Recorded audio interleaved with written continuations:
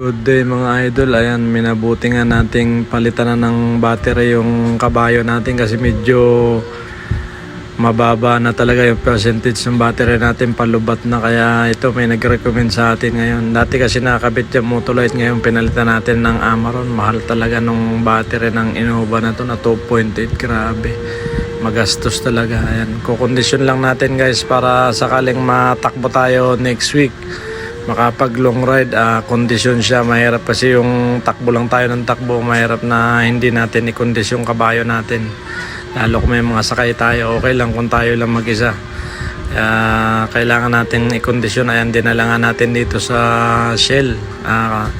Kabatak naman natin dito yung ship mechanic kasi mga kababayan natin ito, mga Bicolano din. Ayan, minabuti nga natin pa-check up kasi medyo may ilaw din pati yung fuel filter, kaya pinasilip talaga natin kung ano talaga ang problema nito.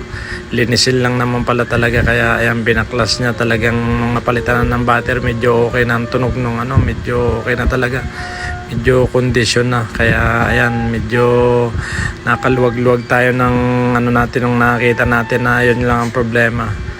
Yan, nakikita nyo guys, so nilinis niya talaga, yung pinalitan niya talaga yung panloob na. Sabi niya siguro mga 3 years nang hindi daw nalilinis.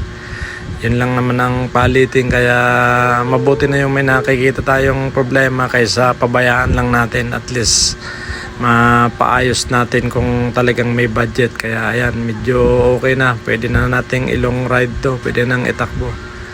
Yan, ingat tayo mga idol. Ingat lagi sa biyahe. Salamat.